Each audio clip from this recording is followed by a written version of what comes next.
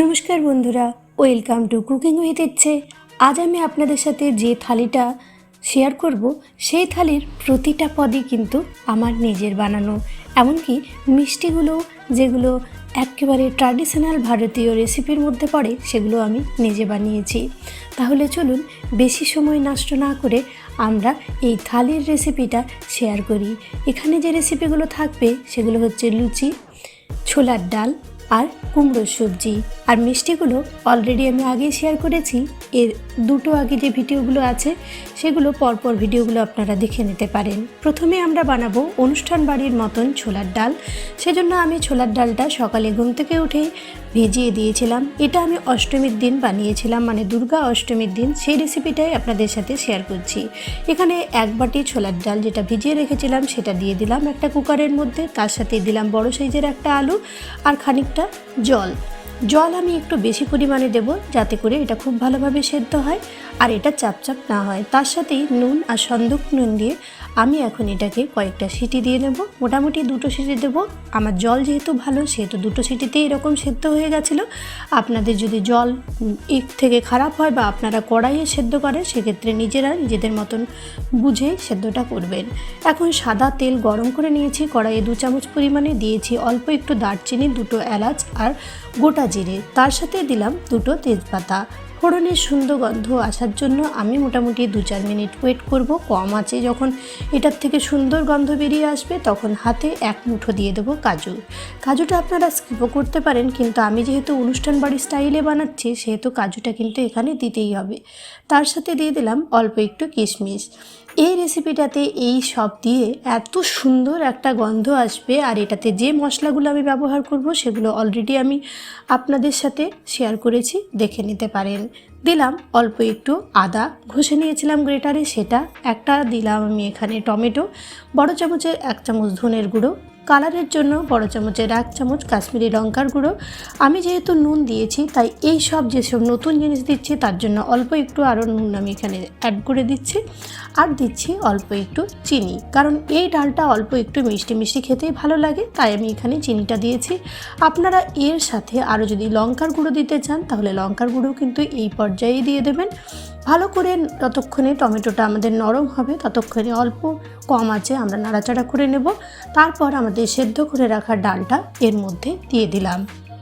এই ডালটা আমাদের এরকমভাবে সেদ্ধ করে রাখতে হবে যাতে ডালটা দানা দানা ভাবটাও থাকে অথচ ডালটা খুব ভালোভাবে সেদ্ধ হয়ে যায়। ছোটোবেলায় এইরকম ডাল আমরা সকলেই খেয়েছি। লুচির সাথে এই ডাল কিন্তু খেতে ভীষণ সুন্দর লাগে।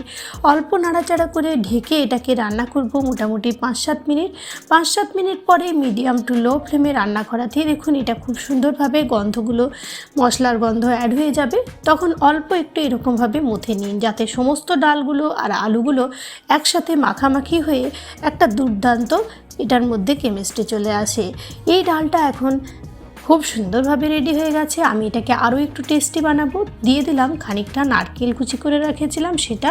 আর যেহেতু ডালটা অনেক পরেও খাওয়া হবে, মানে রাত্রেও খাওয়া হবে, অল্প একটু জল দিয়ে দিলাম যাতে এটা খুব বেশি বসে না যায়। 5 মিনিট ফুটিয়ে এটার মধ্যে আমি বাড়িতে রেডি করে রাখা দিয়ে দিলাম গরম মশলার গুঁড়ো, যার রেসিপি অলরেডি দেওয়া আছে, আর অল্প একটু দিয়ে দিলাম রোস্টেড কসুরি মেথির গুঁড়ো। তার সাথেই অল্প একটু ফ্লেভারের জন্য আমি এখানে ঘিও অ্যাড করব। আঁচটাকে অল্প একটু বাড়িয়ে দিয়েছি। তারপর সমস্ত কিছু ভালো করে মিশিয়ে নিচ্ছি। দেখুন ডালটা কি সুন্দর দেখতে হয়েছে। এখন ঢেকে এটাকে 5 মিনিট রেখেছিলাম। গ্যাসটাকে বন্ধ করে তারপর এটাকে ঢেলে নিয়েছি একটা অন্য পাত্রে। কি সুন্দর ডালটা দেখতে হয়েছে দেখেই নিশ্চয়ই বুঝতে পারছেন। পরবর্তী রেসিপি আমাদের লুচি, যা আমাদের সকলেরই জানা। আমি এখানে আটা আর ময়দা সমান পরিমাণে নিয়ে নিচ্ছি।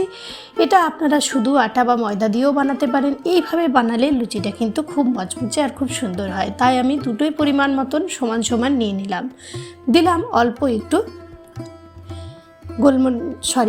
অল্প একটু দিয়ে দিলাম কালো জিরে, চিনি আর অল্প একটু নুন। তারপর সমস্ত কিছু ভালো করে আমি মেশাবো। তার আগে আমি এখানে লাড়ুর রেসিপি অলরেডি দিয়েছি, মানে বোঁদের নাড়ু বানিয়েছিলাম, তার সাথে বেসনের এক রকমের নাড়ু বানিয়েছিলাম।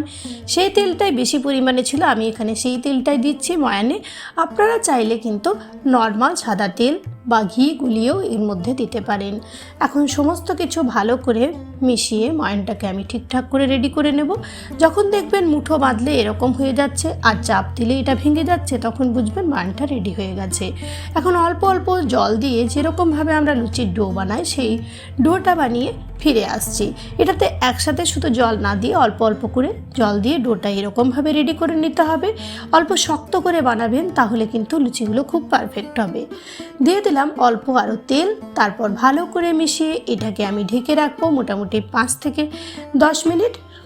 চলে যাচ্ছি ততক্ষণে অন্য রেসিপি বানানোর জন্য।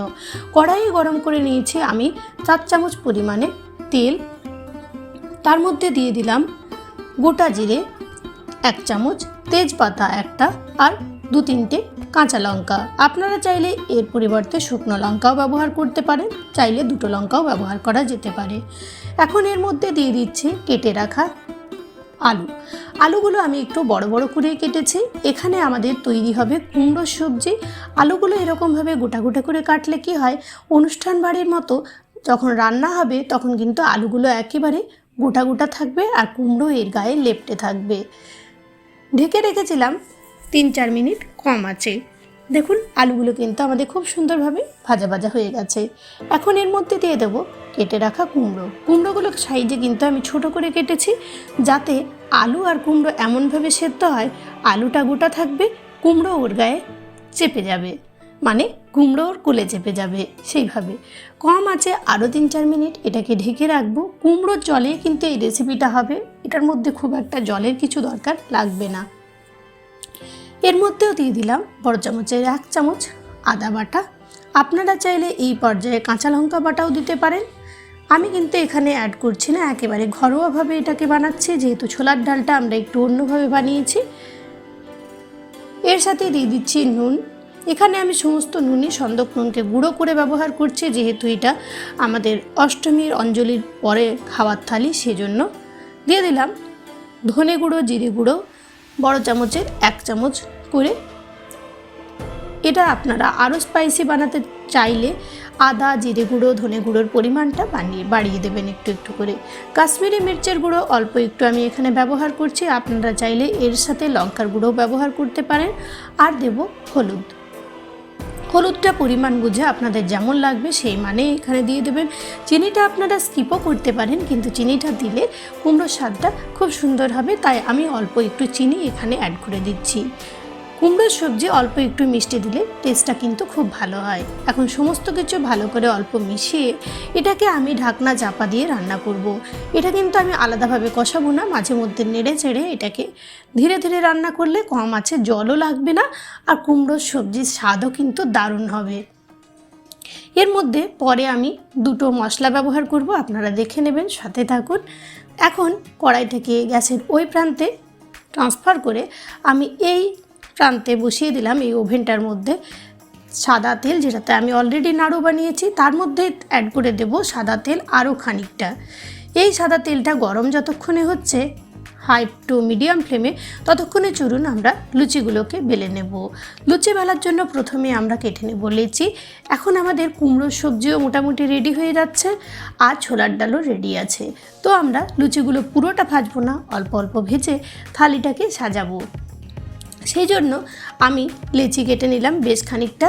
তারপর দেখুন লুচিগুলোকে আমরা এরকমভাবে প্রথমে হাতের সাহায্যে প্রেস করে একটা রেডি করে নিলাম লেচি, আর তারপর এরকমভাবে বেলে নিচ্ছি।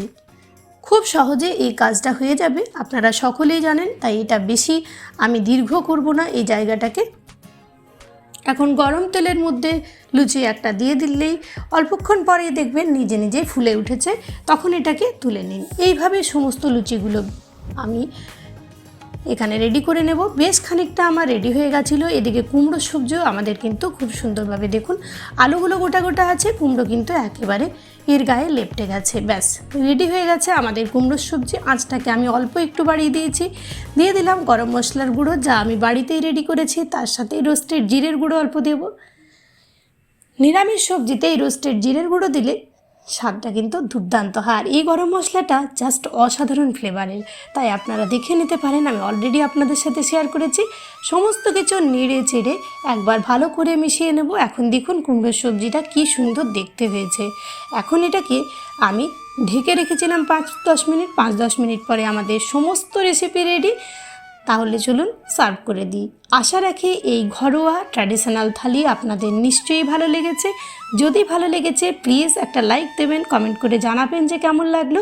চ্যানেলে প্রথম দর্শক বন্ধু হলে প্লিজ সমস্ত ভিডিওটা দেখে চ্যানেলটাকে সাবস্ক্রাইব করে পাশেই থাকবেন। ধন্যবাদ ভিডিওটা ফুল ওয়াচ করার জন্য। সবাই ভালো থাকবেন, সুস্থ থাকবেন।